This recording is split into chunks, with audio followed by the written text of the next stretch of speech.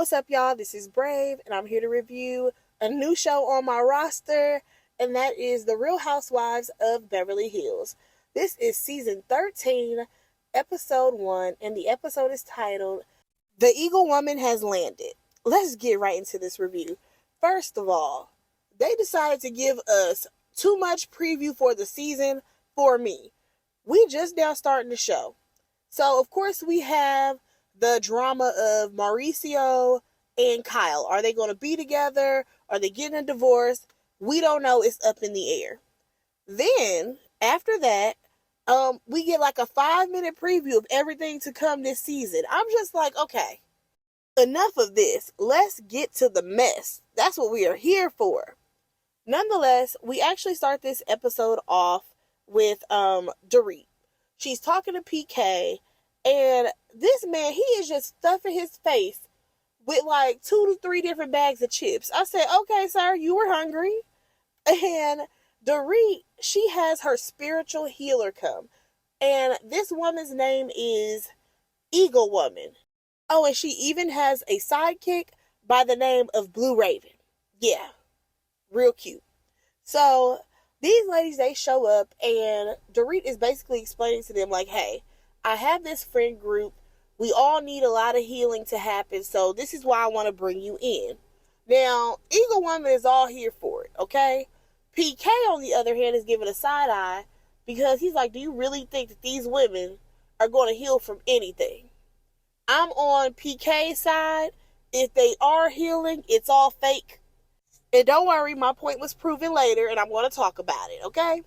So Dorit, she says that she has a retreat plan for the ladies, and that's where the healing will happen. So next we see all the ladies that are preparing to go to this retreat. Of course, you have Sutton riding with her girl Garcelle. Kyle, when she gets there, she's like, I'm really nervous because the last time that I was around these ladies, I was really hurt. These ladies, they've hurt me. And I'm just like, girl, who hurt you? Because you not choosing your family is what hurt you. But we're going to let her cook with this. So all the ladies get there. We actually learn that Sutton has bought a horse in the Netherlands. I said, oh, okay, girl. Because you rich. Erica shows up. And y'all, Erica is thin, okay? Like, the term thin is honestly an understatement. She is extremely small. And Dorit is like, listen, it's giving Ozempic, okay? And it is, like, I have never seen Erica be that small. Like, her leg looked like the size of, like, a kid's leg. I'm like, girl, you might want to slow it down. They actually get the retreat started. They go outside. We got this woman singing whatever she's sang in her little song. And you have Eagle Woman. She's over here giving a full speech about the eagle and how an eagle flies and goes back to the ancestors. She got a whole little thing going on. Now, Dorit, she opens up first. She says that she has an issue with Erica because at BravoCon, Erica was asked, what couple do you think isn't going to make it? And she decided to play on Dorit's top, okay? Because she had the audacity to say, oh, well, I didn't want to answer the question. Y'all, they play it back. When the question was asked to Erica, she decided to do this thing where, you know how people, they like play it up to where it's like, oh, I don't want to answer, but you already know they want to answer the question. That's what she did. She's like, oh, no, I don't want to go up there. Then she stands up, walks to the center stage, and says, Dorit and PK, flips her hair and walks back to her seat. Girl, you were gunning for Dorit out of nowhere. Stop playing. Because you could have absolutely said, I think none of the girls on my season, are losing their husbands. You could have done that, but that's not what you did. You decided to play into the mess, and now Dorit has an issue with you. So she has the audacity to try to play in Dorit's face, though. It was like, I was just, I didn't want to answer the question, but I had to answer. I had to perform. Girl, goodbye. Dorit ain't here for it. And then you have Erica she had the audacity to question her. Like, do you really think your marriage is that strong? I'm like, ma'am, you are mean as hell. You sit up here talking about some you was a mean girl for the past 2 years. You still are one. What are you talking about, Erica? So, next thing you know, we have Erica putting on a show, y'all. She is an actress. She is putting on a whole act about how for the past 2 years I've been vicious, I've been nasty, I've been mean, I've been feeling low, and all of this stuff just so that she can come back and apologize to the ladies. I'm not buying it at all. And then what really pissed me off was Kyle running up to her and giving her a hug. If y'all, both of y'all can get the fuck on. Erica and Kyle can go. Because Erica, she does not feel bad for what she said to Dorit. She doesn't feel bad about anything. She's very selfish. And you cannot tell me that anything has changed about Erica at all. Now, I just want y'all to take notice that I feel like nobody else in that area, I was going to say room, it was not a room, nobody out there was actually believing anything that Erica had to say. The only person who was buying that bullshit was Kyle. But keep in mind, Kyle and Erica, they're friends. So, next thing you know, here comes Kyle.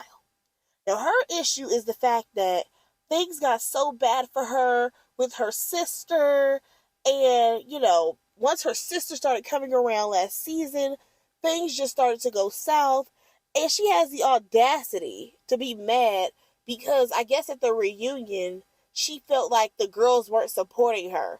First of all, they was not trying to get into your family business. Let's start there.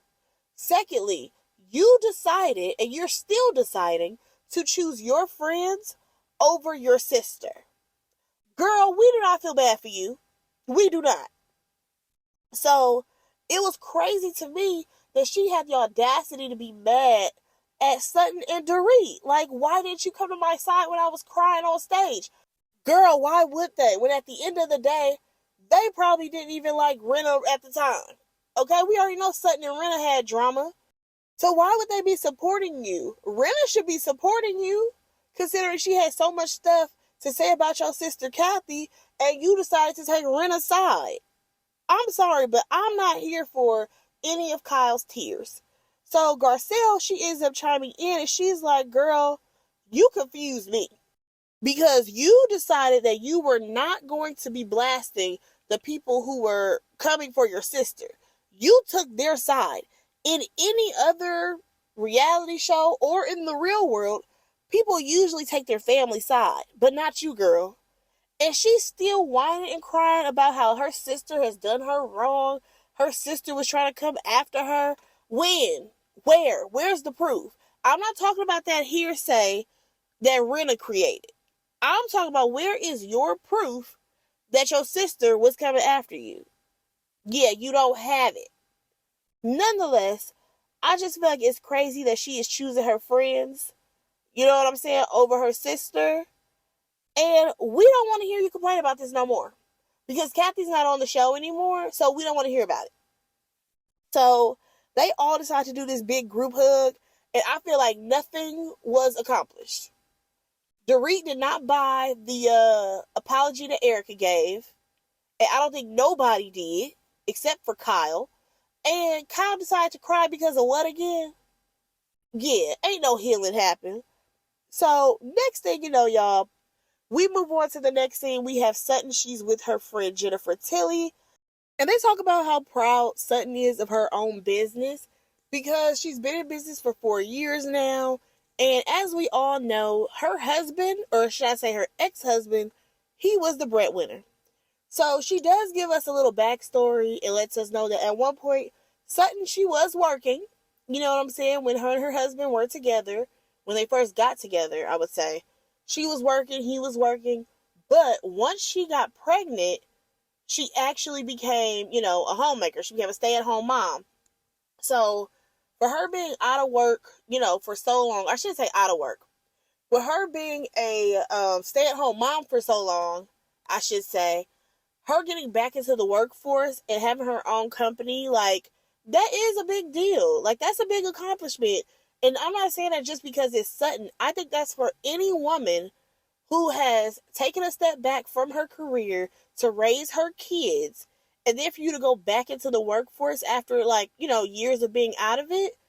It's a totally different experience. And I am proud of any woman who decides that she's going to, start her own business or just go back to a different type of job. You know what I'm saying? Because it takes guts.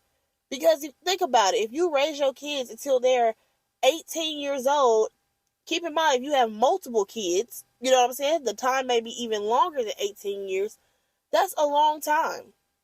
But nonetheless, she says that, she is basically trying to prove to that ex-husband of hers that baby Sutton, she can make it on her own. And I said, I know that's right. I know that's right, Sutton. You go, girl. You go. So, let's go ahead and move on. We see Erica. Now, she's meeting up with a therapist. She's still talking about Tom and how at some point he gonna die. And I'm just like, well, damn, is the man on his deathbed right now? Because the way she was talking, I said, damn, he must be sickly right about now. Nonetheless, when it comes to her friends, she wants to mend the relationships with these girls. I think she wants to mend them so that way she can have allies on the show. That's the only reason why she's trying to mend any type of friendships. Let's move on to Kyle. So she comes over so that way she can go see Dorit, and they talk about Kyle and her relationship with her sister. So now she feels like Kathy has always been a problem. They aren't in a good place. And then we have Dorit. She talks about how her and PK, they actually have a strained relationship. That's what it sounded like to me. Like there's a strain on the relationship. Baby girl's trying to hold it together. And at the end of the day, Erica was right. I'm just saying, Erica, you did not have to let the public know, but Erica was right. There is something going on. Are you guys headed for a divorce? I'm not sure.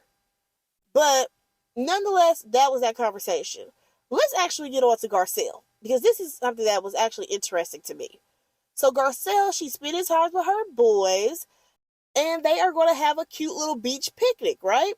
And one of the boys, he has a girlfriend, and she's a cute little girl too. I should not say a cute little girl. She's a cute teenage girl. Like, I think they make a cute little couple, these teenagers.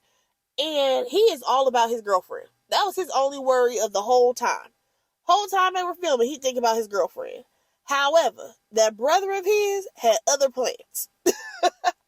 So she's just trying to catch up with her boys, you know what I mean? And I don't know the difference with their names, so forgive me for that. However, one of the boys, he ends up telling his mom, like, hey, I actually want to stay with you for another week. And she's like, yeah, you can stay however long that you want. Now, here's the thing. The boys do not like going back and forth. And we got to pause right there. Unfortunately, when it comes to co-parenting, a lot of the times you have to do the 1 week on, 1 week off when it comes to splitting these kids up. Unfortunately, the kids may not like it, but that's what the courts have decided.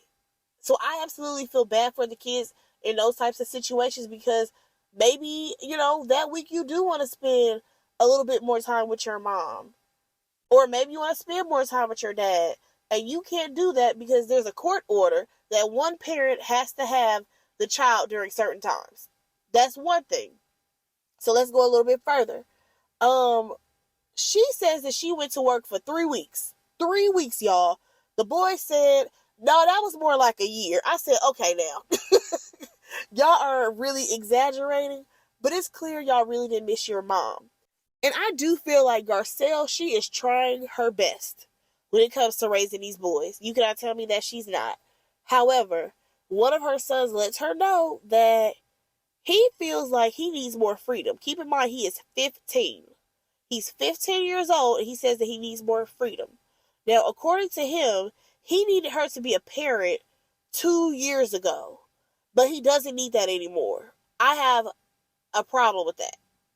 Here's my thing. I understand that Garcelle, she does work in entertainment, so she's not always going to be available for her kids for every little thing. However, she does have an ex-husband, so I'm pretty sure they try to balance it out that, mom will be here for this, dad will be here for that. However, to me, it sounds like her son wanted her around more, but she may have been working at that time. Because when I think of 2 years ago, I know that 2 years ago was when I think she started on this show. I think she may have started on this show 2 years ago. I know that she was doing that talk show, The Real, 2 years ago. Like, no offense, but Garcelle's career was kind of restarting. And I'm not trying to minimize Garcelle's career at all, but I'm just saying, like, she was really getting back out there. She did take a lot of time off to be a full-time mom. Like, we would see Garcelle maybe out and about here and there, but Garcelle has not been around in years, if we want to be completely honest. She just got a resurgence. So I'm pretty sure that was hard on the boys because they were used to their mom being around all the time. And once her career started to pick back up, because she figured, hey, the boys are now older, I could probably, go back to work, they missed her. That's what I think is happening here. I kind of gave that boy a side eye when he was like, I don't really need you to parent anymore. Sir, you are 15. You think that you know everything. Please know we were all 15 at some point. We think that we know everything, that we think we can handle every situation, but we cannot. You still need your mom. Don't get a little too big for your britches. Now, hold on. You still need your mom. I did appreciate the fact that she apologized to her kids for, for not being there when they felt like she needed to be there. I'll say this, and people may side-eye me for this, I don't know, but I am kind of sick of this newer generation. I'm kind of sick of this idea that, oh, my parents weren't around for me. I really needed my mom. Where's my mom? Oh my God, my parents aren't around to come to my games. Listen, your mama gotta work. Your mom has to work. Your dad has to work. I'm sorry, your parents are not going to make it to everything that you have going on. If you have parents that can, shout out to them. But if your mom is working a 9 to 5 or whatever schedule that they have been assigned, they have to go work. Like, I'm sorry to tell y'all, your mom does not have the same exact work shift as your school schedule. You go to school from 8 a.m. to what? 2:30, 3 o'clock? They don't just let parents off work at 3 o'clock because their kids out of school. Okay? So, like, it's so frustrating nowadays that I feel like everybody is whining about how their parents did not spend time with them. For example, how this one right here is 15 and how he want his freedom. He's about to hit that phase where you don't even want to be bothered with your mama and daddy. Let's be real. When you about 15, 16 years old, you try to get into whatever you try to get into. You ain't worried about your mama and daddy like that. But, I digress. I'm going to let these kids cook. Nonetheless, I do think that Garcelle is trying her best as a parent. She absolutely is.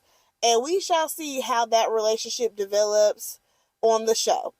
So, let's go ahead and move on. We're going to wrap this up with Kyle and Mauricio. These two seem like they are not spending time together. He doesn't even know that she has 5 tattoos. And he's telling her how, like, you don't need any more tattoos. You don't need to be putting all this stuff on your body. And she's like, no, this is me making a choice. This is me making a decision. Blah, blah, blah. It's giving Kyle is going through a midlife crisis. That's what it's giving. That's all I got from that scene. Y'all, let me know what y'all thought about this episode. Really, what y'all think about the Garcelle situation with her boys? Because I don't think nothing else happened that was important.